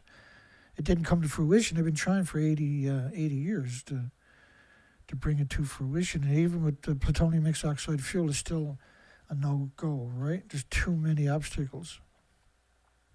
I guess they wanted that for their bunkers, and they could let everybody just starve to death because the food chain... See, we didn't need Fukushima to melt down for the food chain to eventually break. The food chain was going to break because of the nuclear war that you call testing for some reason. Same bomb, same radioactive fallout. And they remember, when you look up nuclear bombs, you see 2,200, say. But some of these bombs were over 4,000 Nagasaki bombs in a single bomb. That's old technology. So the radioactive fallout is the same radioactive fallout, whether it was done in anger or not. And the radioactive, anthropogenic man-made radioactive fallout is the only pollution that will saturate the planet, the ecosystem, the air, the cubic meters of air, and the square meters of the surface of Earth and the oceans, right? And all the fresh water is all now tritiated because there's so much release for 80 years. You're always taking fuel out and putting it in a fuel pool every year from 400 reactors. And so every year you're increasing the emissions from the fuel pools. Fuel pools starts off with a quarter of a reactor, third of a reactor rather, after say a year, 12, 14 months. And so you're still producing the same amount of atoms you need to boil water for 300,000 people's homes and businesses. But you're doing that at 400 sites worldwide. And so that's evaporated up the tall, skinny stacks on nuclear sites. And they're usually surrounded by, if you look at them from satellite mode, you'll see nothing but farmland as far as you can see. That's not an accident. It's meant to poison you through the food chain. And so we had the Pulse event in 2011 at Japan's Fukushima Daiichi nuclear power station, where you lost 4 reactors with 8 fuel pools, which was 36 reactor cores, because every year and a half or so you're adding more fuel into the pools. And so you have more emissions, and then eventually you wipe out all the planet, you break the food chain anyway with just those emissions, you can't contain it. You're still splitting atoms from millions of homes and businesses in every fuel pool. But you're putting more fuel in there every year, so there's more each year being emitted from each fuel pool. There's 1,000 worldwide. What do you think is eventually going to happen when there's nothing on the planet with an autoimmune trigger that can defend against that stuff? Your body has to attack it and build a tumor around it. No matter if you're a bird or a mammal or an animal or a human, that's what your body's response is. It's a foreign object. And it's wrecking chromosomes, cells, DNA every second with pulses of energy, which means your body got to try to repair all that damage every second, or birds or mammals or animals. So not only that, you'll sterilize the females because the females are born with all their eggs. So then when they finally die, that's the last generation because they didn't reproduce after saturation point. And Japan gave us a saturation point because you had 36 reactor cores, 9 reactor cores at the top of each of the 4 reactor buildings. Following energy prices spikes in 1970, governments have responded with new strategies. One of them was a big wave of nuclear power plants built around the world. So now they're promoting nuclear as a solution. The single most important solution to problems is opening up the Strait of Hormuz. It doesn't matter if there's nothing at the other end of the strait. If there's nowhere to tie up, if there's nowhere to get your commodities and your oil, then there's no point going in there for several years till you rebuild everything. But by then it's going to be anarchy because most people on this planet are living day to day, or living 3 or 4 days at a time. And so once the prices becomes exorbitant, which is reaching that point right now worldwide, and we're not even into the enormity of the price spike we're about to see. Even if the access is restored to Strait of Hormuz, the damage to the energy infrastructure likely to reduce the amount of oil and gas to Gulf countries. Now, this is not including what's going to happen over the next several days, see? This narrative. But it's already, like many of the analysts out there we're seeing, are all telling you the same thing, right? When all the go-to are telling you, like Ray McGovern, for instance, Colonel Douglas McGregor, there's all kinds of them out there warning you, telling you flat out, Kathleen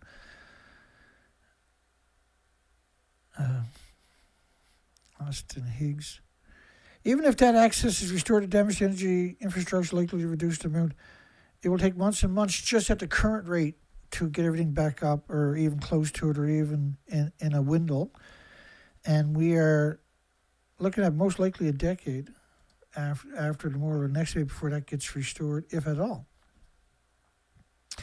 UK approves US using, we got almost all the bees are gone now, so we won't be able to pollinate crops in a couple of years, 1 or 2 years. All the whales will be gone in a year or 2 or 3 at most, of all species, because the food chain is broken. UK approves US using its bases to strike Iran's sites targeting ships. It's interesting. That story came out the same day Israel Army released a story saying Iran can reach these places. Chuck Norris is dead. 86 years old. U.S. deploys 3 warships, 2,500 more Marines to the Middle East. NATO is on its way. NATO just announced they're going in. They're going to open up the Strait of Hormuz. So Iran now will look at that and say, well, we got to get busy. We got to knock the shit out of everything if we're going to do it. Otherwise, we're done, and everybody else goes on, and there's no incentive for them to leave us alone. They'll destroy them. And so nobody wins, except for Israel, of course. The USS Boxer and 2 other amphibious assault ships, along with roughly 2,500 Marines, of the 11th Marine Expedition Unit have deployed from San Diego. Iran fired on Israel. And of course, they fired back. Israel and the United States has 20,000 buildings just in Tehran, for goodness sakes, with 9 million people. So 9 million people now got will have eventually post-traumatic stress disorder at best. Lots of people will lose limbs.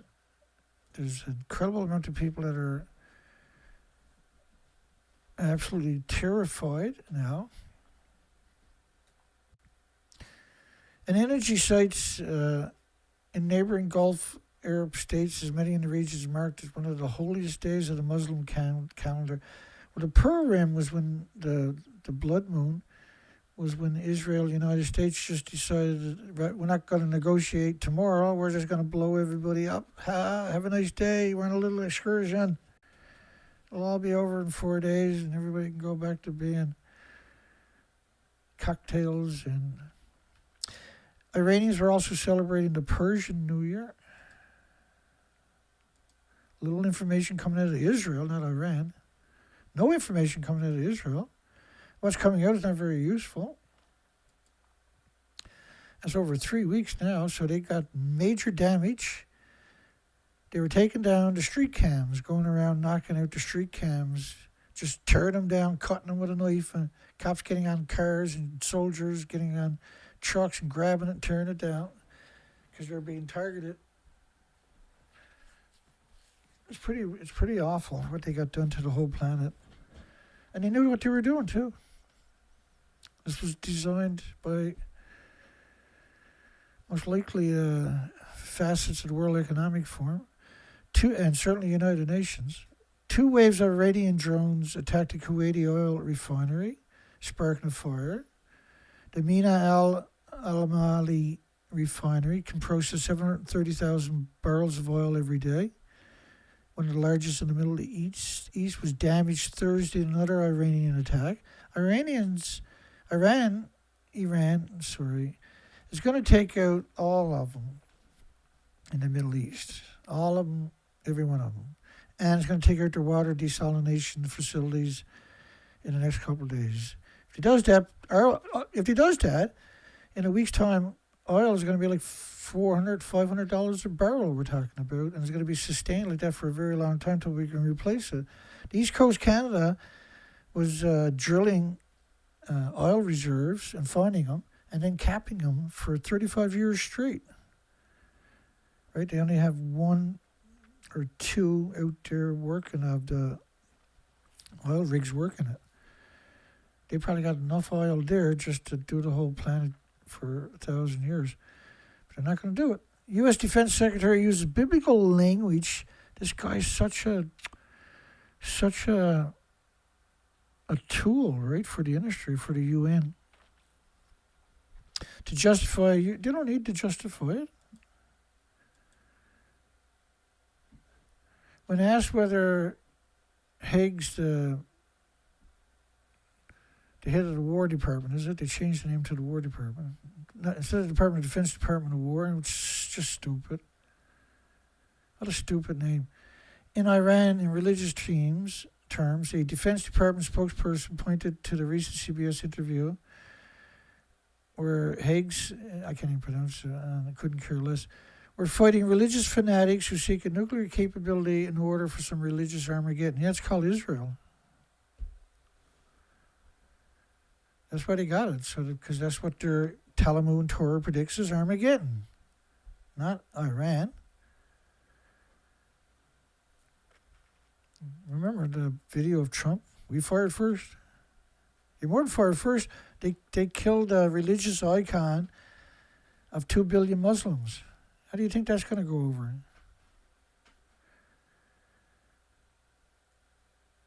Imagine if Al-Qaeda or whoever hunted down the Pope and cut his throat and took his head. Imagine what the Catholic media, Christian media worldwide would be like. For how long? It doesn't matter that he was a serial killer. It had nothing to do with the rest of the Muslims. It matters that he was a Muslim, right? For Israel, it matters that they're an Israeli because they're all nuts. It's not their fault. They were born and raised that way. They were born, and they've been used by Benjamin Netanyahu to bludgeon any opposition to his madness. So, like, he's even talking about prophecies. They're right on schedule, right on cue. Well, you got an extinction event from Fukushima. John Haggerty, right, he's willing to Christian Zionist pastor, head of the Christians United for Israel, said the Iran war is prophecy. We're right on cue. Right, so now the Christians got to accept that because he's so influential. Other pastors will quote the same verse or whatever. Here's a funny one. The French sailors' fitness app revealed their French aircraft carrier's real-time location. That is hilarious. They all got secret iPhones hid away anyway, giving away the location. It's reportedly the only nuclear-powered aircraft carrier in operation outside the U.S. military. Norway Crown Princess says manipulated by Epstein. She was a commoner, right, who married the Crown Prince in 2001, but her name appeared on the Epstein list. No worries, we got a big... Iran is being flattened. Gas is gone. 90% of gas is gone, man. It's absurd. Australian Prime Minister has to get out and heckle at a mosque for supporting Israel. Albanese, which is that creepy little thing right there, that disgusting parasite on the Australians. What a friggin' disgusting maggot he's been since he got there, eh? Australian Prime Minister has to get out. I got that, Dana. Trump rules out ceasefire with Iran. Well, there you go. Iran might as well take out all the oil facilities and water desalination plants right now and get it over with. Why wait for another 18 hours for Trump to come in and destroy your power plants? You know he's going to do it. You know he's going to do it. Just go ahead and put Israel in the dark, take out their water filtration facilities, desalination plants. They can't flush toilets anymore. There'll be no more toilet paper coming in. There won't be long before they cave. Once the water and toilet paper is gone, they're trying to get out of there now. All the Israelis want to go back to America. They got their $50,000 for going there and signing up to be a Jew, an Israeli. They can head on back. Trump said on Friday he did not want a ceasefire. He's all over the place, eh?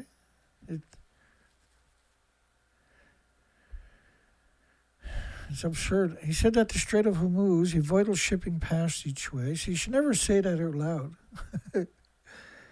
will open itself at a certain point, and that it would be nice if China got involved in it. Well, a few hours later, he's like, you got 48 hours, or it all goes, we lose all power, 93 million people go in the dark for the next couple of years. I don't care who, surgeries or hospitals, we don't care about the children, the communities, the people. No. India to tackle global obesity with cheap fat loss jabs. Global obesity. That's the radioactive fallout from Japan. In Japan, obesity rates doubled in the first year across the entire country. In Canada, it's 80%. In the United States, now it's 74%. Let me just bring up something for you. Because the majority of people have no concept what Fukushima is, right? It's okay. I'll give you one little boo at it. Hopefully it helps you.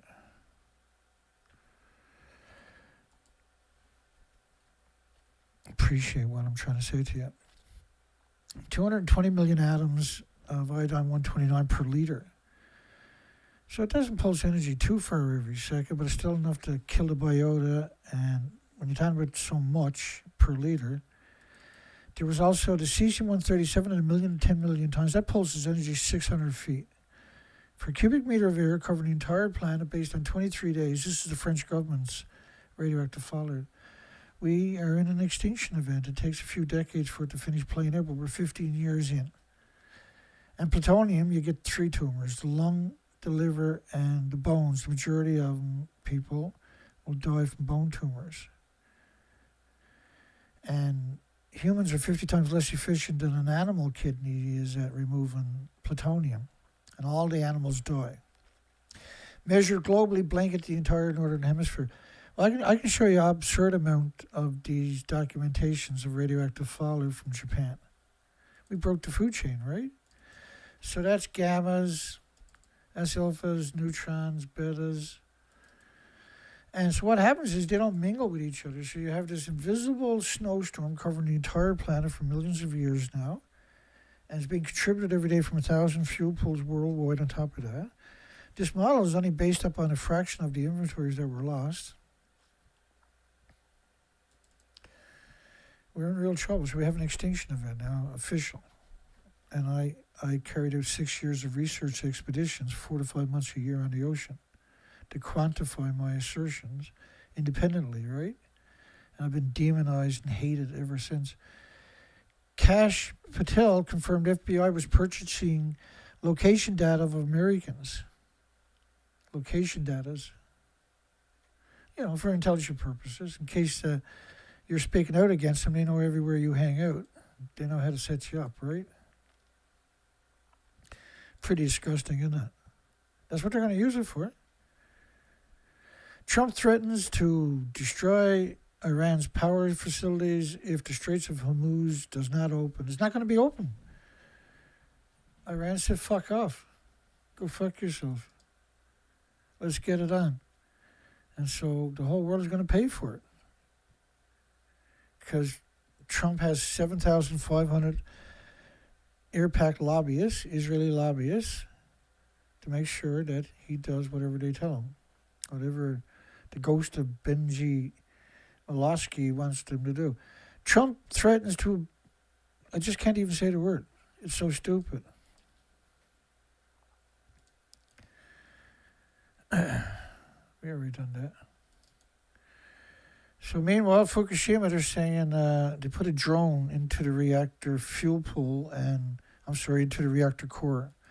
Well, it actually ejected number 3 reactor core in Japan. It ejected the reactor core right into the building. How can you put a drone into a reactor core? And there's all these stories, and there's only a couple of them that I recognize. Majority of them you don't never see. This is the mainstream media pretending they're 150 feet above the stump to your left. The reactor core is at the very top of the buildings. There is no building. The buildings were 190 feet, 65 meters, 19 stories. There's nothing there. And the explosion not only ejected it out, it ejected it deep into the earth too. Because you know what an explosion is like. You're talking about 9 reactor cores. One of them, this one in particular, was a plutonium mixed oxide reactor core on top of that.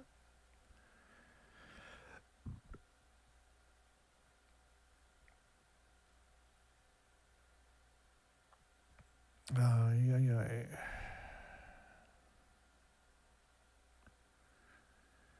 Hello, everybody.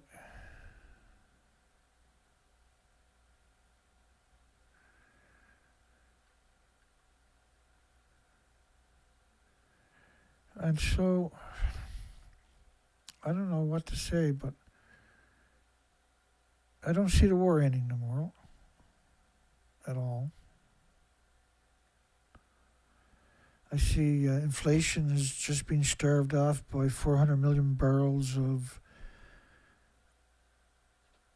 barrels that were released by 31 countries to temporary, I don't, stop the price from going mad because they wanted to get the war to this point. Then they don't even care after that. After tomorrow, if Trump does what he says he's going to do, Iran is not bluffing. Right, they closed the Strait of Hormuz. They damaged over 20 ships. Now, there is ships going up the Strait of Hormuz, for sure, right? Colette mentioned that earlier, actually. There are ships going up the Strait of Hormuz. The Russians and the Chinese and some Indian ships. Not the Americans, not the British, not the status quo. The reactors and the fuel pools at the very top of 190-foot buildings. And reactor 3 is one they're talking about there in Japan. That's not there. 7 years after the Chernobyl TV show, HBO Max's Fukushima film just hit #1. HBO Max's Fukushima film. I commented it on the official movie site, IBM or whatever it is. And they wouldn't let my comment through. It was a pretty innocent comment. I just said, you should check out my material because I've done research expeditions for 6 years, 4 to 5 months a year on the ocean after Japan's event. How can a drone reveal anything, right? How can the drones reveal Unit 3 reactor when the fuel pool was 150 feet above the stump you're looking at? An invisible fuel pool. So the same media is telling you that Iran deserves to be destroyed. Please don't listen to them. Iran, please don't. What was Iran supposed to do? If they don't defend themselves, what's going to happen to them? If they capitulate and does what Israel wants them to do, Israel will control them and treat them like they've done with the Palestinians. It'll be no different. There's no reason to think they won't, right? And you know they will. The whole country is a cult of brainwashed, indoctrinated, self-centered, egotistic, and whack jobs, wackos. If Iran's going to do it, I hope to take out, at least make sure you take out the Wailing Wall. I call it the Kissing Wall, but the Wailing Wall, destroy that, multiple bombs. Wait a few hours because the Jews are all going to run dirt and drop a few more, because that's what they will do to you. And then take out their water desalination, take out their latent powers first before you take out the rest of the Middle East. Make sure you do them, because otherwise they might have a few surprises and they might dump some nukes on you. You need to give them, they need to learn some respect from you. And the only thing they're going to respect is vulnerability. They've never been in that seat before.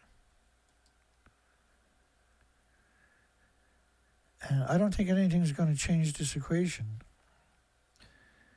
Iran has no choice but to do what they're going to do, or they're going to be exterminated, 93 million people. And I can guarantee you, everybody else is going to pay a terrible price in a week's time. I got no idea how this planet is going to claw its way back after this. Radiation levels in these areas remain alarmingly high. Really? Ejected the 9 reactor cores from each building, 4 buildings, 36 reactor cores all over the site, and there's high radiation, is there? They extracted a small sample of melted fuel from Unit 2 last year. It was less than a gram. There was actually a song. Produced. Self-assured destruction. James put out another one too. I'm going to play a 2-minute song called Less Than a Gram.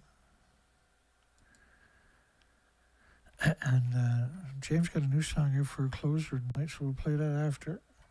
But I want to play it because when they talk about they got less than a gram out of the building alongside of it, they could have got the same thing out of what was left of this building. They didn't need to spend $48 million on a fishing rod to see if they can get. And their $48 million got them less than a gram out of it. But they could have got all they wanted because they ejected the reactor cores of 4 buildings, basically. And the whole thing is really perplexing for me because it appears to be orchestrated. A lot of strategists have written books like this, and then they turn them into movies to see how it would look like, and then they refine it in other movies with the same plots. And a little intermission here. We're almost finished up, but there's only a 2-minute song. It's a great song written about that incredible lie that less than a gram got out of. Less than a gram got out of that building. Less than a gram got out of this building. Less than a gram. Think about that statement. Less than a gram got out of this building. That's the building next to it. It has the same kind of damage, but it stayed intact. But that doesn't mean it's like it still melted down. It still lost 9 reactor cores. I'll be right back.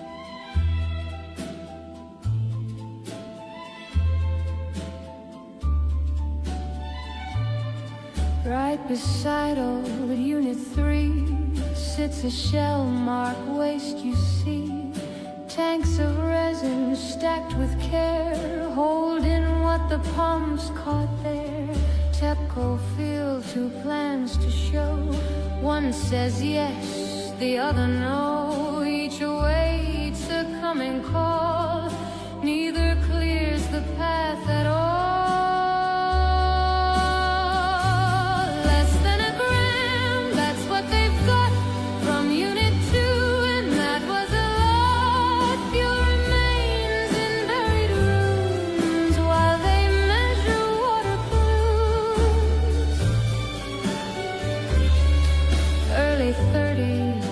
They say when the work might get underway, decommission down the line, mid-century's hopeful sign. 880 tons remain, none retrieved from 3's domain. They debate what space to claim, still the Buildington stays the same.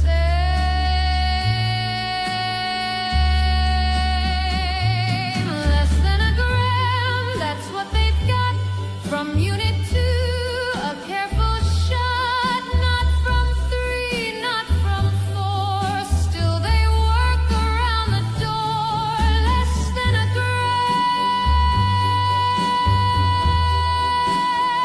Still asking for more.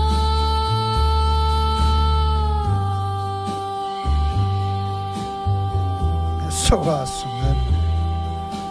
What he was doing was poking fun at the fishy story of Reactor 3, right? But in an incredible, elegant way.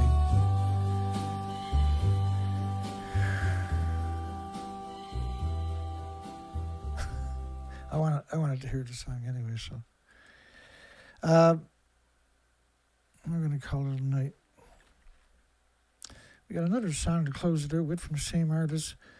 If the water desalination for 9 million Jews and power plants are destroyed, is Israel liable to panic and nuke Iran?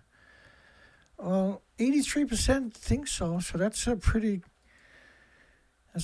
good consensus right there. I hope the 17% is right. I really do. I don't know. We won't know, but I know one thing we got.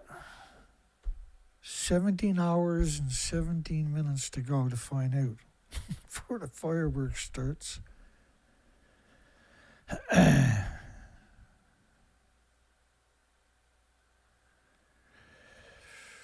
All right.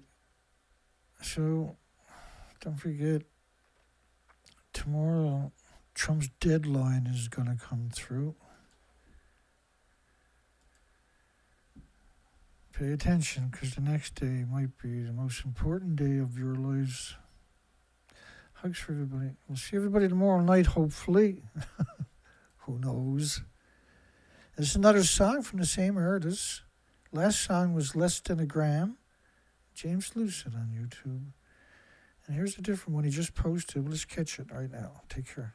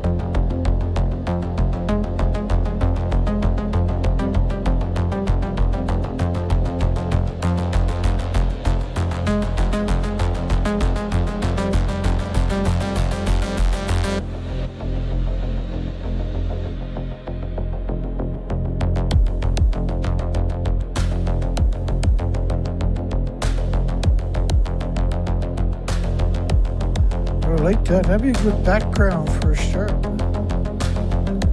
the show, right? Particularly this topic. Self-assured destruction. That's what we're looking at.